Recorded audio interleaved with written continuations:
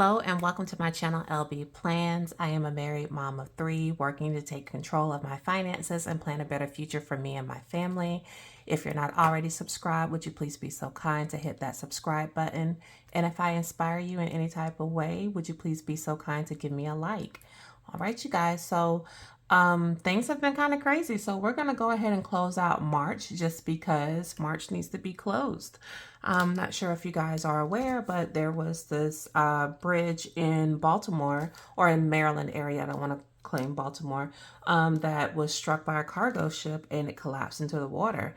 A lot of people are comparing it to the bridge collapse that we had here in 1980. No, I wasn't here in 1980, but there was a bridge collapse that we had in 1980 on the Skyway Bridge in Florida. So it's really bad, and my heart goes out to those people that are impacted. I'm pretty sure there will be casualties. I hope they are as minimal as possible. So if you don't mind, say a little prayer for those families that's all impacted, because my God, I could not imagine, as a person who hates bridges. Granted, I do live in a city that has 7 bridges, but for a person that hates bridges, that is a worst nightmare. So let's just jump into March. March, I've done all my paycheck budget, so I'm just going to jump right into closing out my debt balances. So for my community first, make sure I can write because I'm from Florida and I write sideways. I don't know why we do this, but community first, my balance is $2,609. I'm not going to include the change. For my PayPal, my balance, and let me step back. Community First has a 1.9% interest, and that is what I pay for my son's college tuition. My son is away at the university, and because of our income, we don't get much financial aid. And I know a lot of people said there's grants and stuff out there, but they're kind of hard to find, and a lot of them are income based. So this is part of my budget. I make sure that I can pay for my son to go to school. So in my monthly budget, I pay for his housing, and on my debt, I do have a 1.9% interest rate that I pay for his classes only on there, and this will be paid off by, I believe, before fall starts. Yeah, that feels right. So I'm thinking by the end of July. So PayPal is just some things that I purchased for my home. That is on a deferred interest that I don't pay interest as long as I pay off the balance before May 26th. So I have the money set aside actually to pay it off, but why not earn the interest while I'm not paying any interest? I don't know. So that balance is $3,169. And then the big one that I don't really talk about that much because we have to devise a plan, and I'm thinking I'm just going to put a plan together regardless this year and move forward because yeah, this one it's just big. So it's $130,435, which is our HELOC, a home equity line. We pulled some money out of our home. Actually, we have a lot that we could still access if we wanted to do some things to our home, but they made us consolidate our car notes and everything. So this is why I don't have any debt mainly in my budget, just because everything is consolidated, and right now we're paying interest only. And so until we can figure that out on how we want to tackle that together, it's going to stay just like that. So 2609 plus 3169 plus 130, 435 is $136,213. And let's see, from last month, we were at $136,603. So we've made progress of $390 since last month. And mainly that's because of my payments that I'm making on Community First. So all right, so let's go into cash back. So for cash back, I received a total of $45. I'm not sure what I'm doing with my cash back just yet, so I just stuff it into my savings envelope. I think once I get to 500, then I will reallocate that money somewhere else. But right now I'm just saving all of my cash back every month and watching it grow. So right now, for my 2 credit cards that I use the most, I've got $45. And then my interest from Elle, I felt like I wrote it in my planner. So this is my high yield savings account that houses my like emergency funds and most of my high dollars. So when I do prop swap, I make sure that I put the money into my high yield savings account so we can get interest while they're still giving us good interest right now. And so I did not write it down here. I know I wrote it. Just give me 1 minute to locate it. And I found it. So it's right here on my planner. So $40.24 is what I got from my high yield savings account, which let's compare it. Last month I got $39.47, so it went up a little bit. I do expect April to be much more since majority of my bonus went into that, and I did a lot of prop swap and put money back into my high yield account. So I expect that to go up. For savings challenges, I contributed. So savings challenges for me are my $5 challenge, my hump day challenge, my 80 envelope challenge. I only have 3 savings challenges that I am working right now. That is more than enough for me. So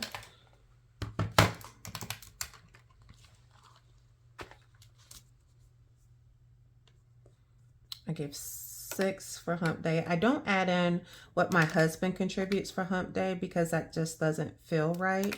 That's his contribution. So adding that in just, yeah, I'm not going to do that. And hump day, 20, and then 5. Now, this says 200 and, oh, no, wait, is that right? Is it 274? That's not 224, that's a 10. Hold on, it's 284. Okay, so it says I contributed $284 to savings challenges. This does not include anything that I contributed to from my bonus paycheck cash stuffing, but I don't recall. Yeah, I did put some money on my hump day challenge, and I think I also put money on my 80 envelope challenge. So I could include that, but since it didn't come from my actual March budget, I'm not going to include that. And then I saved a total of $65. Normally I would wait to count it out, but there were so many ones that I went ahead and exchanged it for larger bills so I could stuff it in my next stuffing video. So that will make its appearance there. So overall, I'm pretty proud of myself. I think I made some really good progress. So first, I'm going to go through and list all of the funds that I'm going to keep up with. And then we'll fill them in.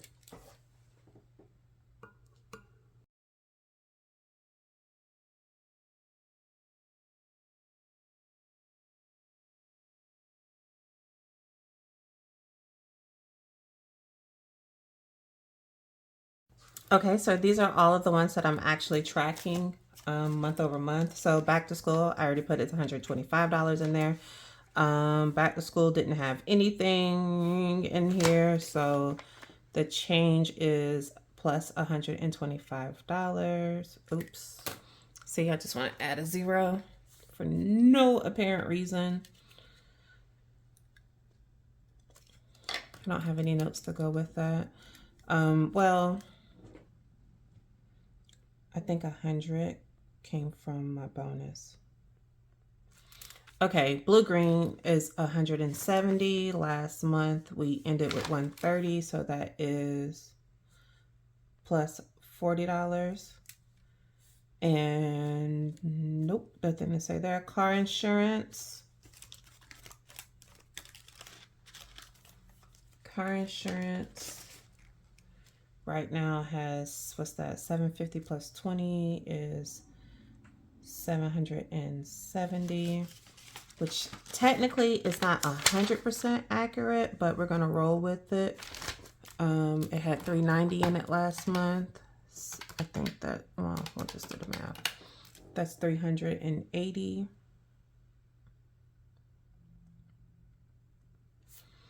Car maintenance has $605 in there from $540.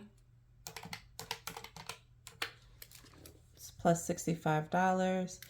And a lot of that, I know there was some contribution from gas rollover, and actually I'm going to have gas rollover again, but that would count to my April budget, so I'm not going to worry about that right now. Property insurance.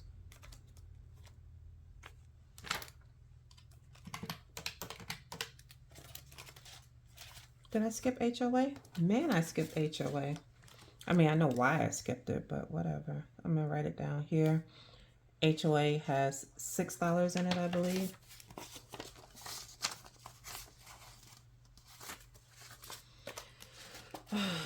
It's actually funny. There's this whole dispute going with not necessarily our HOA, but a person that has residential property that's in between two what we call CDD communities. They are development communities. So our community and another community, and there's this rural property in between that someone just purchased from the owner who relocated. And man, let's just say the neighbors are not happy.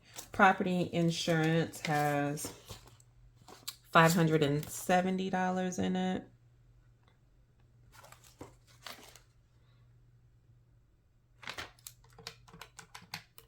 So that was $280 positive. I am liking the progress, and I like seeing the positive numbers. Next, I'm going to say a negative, and then I'm going to trip. Okay, property taxes has $1,250 in there now. And I know that that was a change of $173 because last month it was $1,077, and I just wanted to get it up to $1,250. So if I do this right,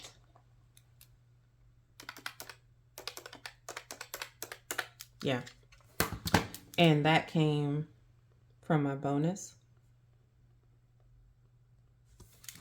Okay, my really or my ish happens fund has 10, 20, 30, 40, 50, 60. I am building us up for a buffer. So, yep. It has 60 in there. It should have been a positive of $20, right? Or did it have 30? Yeah, I had it. Oh, yeah, it was 20. I'm shorting myself. So, I actually put $10 from my bonus and $10 from rollover. Yeah. Sapphire fee, which is due in April, has 80 in there. So we'll be unstuffing that soon to go ahead and pay that bill. And Sapphire had 60, so that's a positive of 20. Termite bond has 20, 40, 60, 80 in here. Almost in time for 100. Probably after next stuffing, I'll swap that out for 100. But I probably won't put that in my termite bond. I'm just gonna assume it's plus 20.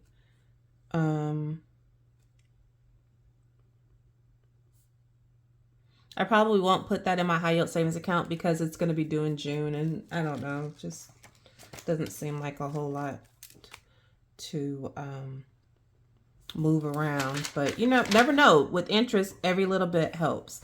So vacation only has vacation now has $100 in there, which is a plus of 100. I think 20 came from rollover and 80 came from my bonus check. All right, and then birthdays. I didn't count all of the birthdays, but I did put like 100 in the kiddos' birthdays. But let's see, 100, 200. My mom still has her 150. Is it 150? It is 150, which I probably just combined for Mother's Day. And then Zoe has nothing. That makes sense. So that was 200, 350 for birthdays.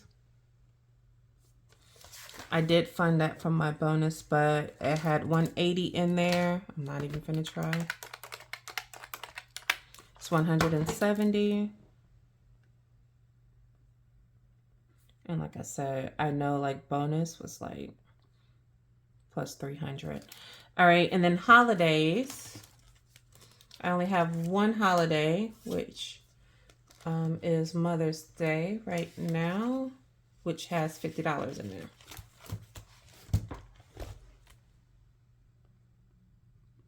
Now, did I have anything for holidays before then? Nope. So that's plus 50. And it's all Mother's Day. All right, and then we're gonna go over to the savings binders and tally up what's in the class of. So let's see. So we'll start with 2025, which I probably need to move back to 2026 in full transparency. My son's doing the best that he can right now, but I think the pressure of him thinking that he has to meet this timeline, I'm not gonna put that on my kid. It would be great, but I'm just not gonna put that on my kid. This is his one chance to go through college and experience everything. I want him to be successful, but I also don't need to add any other pressure to that. So he has 250 in there, class of 2027. This child better graduate on time. I'm not concerned about him not graduating on time, but this is his high school graduation. So 220 is in there. And then little Miss Zoe, which is class of 2031, which I just attended her ceremony for AB Honor Roll for the third consecutive 9 weeks. So I am super proud of her. She has $90 in there. I think that's what I counted. And so let's compare what they had last month. So class of 2025 had 210, so that's plus 40. Class of 2027 had 190, so that's plus 30, and I'm pretty sure Zoe's plus 20. And she had $60 in there.